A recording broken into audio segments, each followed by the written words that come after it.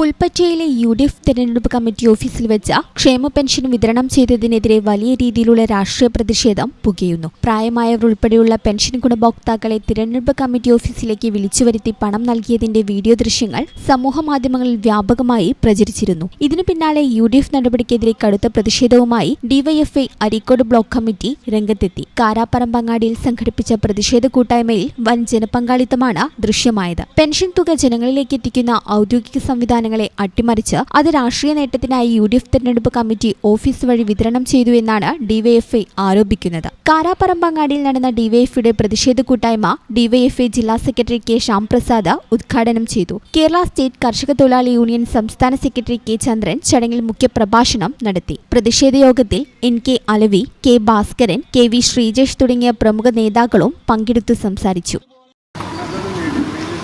സാമൂഹ്യ സുരക്ഷാ പദ്ധതികൾ എന്നത് ആരുടെയും ഔദാര്യമല്ല എന്ന കാഴ്ചപ്പാട് അവതരിപ്പിച്ചൊരു ഗവൺമെന്റാണ് കേരളത്തിലെ ഇടതുപക്ഷ ഗവൺമെന്റ്. അതുകൊണ്ട് തന്നെ ക്ഷേമ പദ്ധതികളും ക്ഷേമ പെൻഷൻ ഉൾപ്പെടെയുള്ള കാര്യങ്ങളുമെല്ലാം ഈ നാട്ടിലെ സാധാരണക്കാരായ മനുഷ്യരുടെ അവകാശമായാണ് കഴിഞ്ഞ നാളുകളിൽ കണക്കാക്കപ്പെട്ടത്. എന്നാൽ അതിനെയെല്ലാം തകിടം മറിച്ചുകൊണ്ട് കേരളത്തിൽ പുതുതായി അധികാരത്തിൽ വന്ന UDFന്റെ സർക്കാർ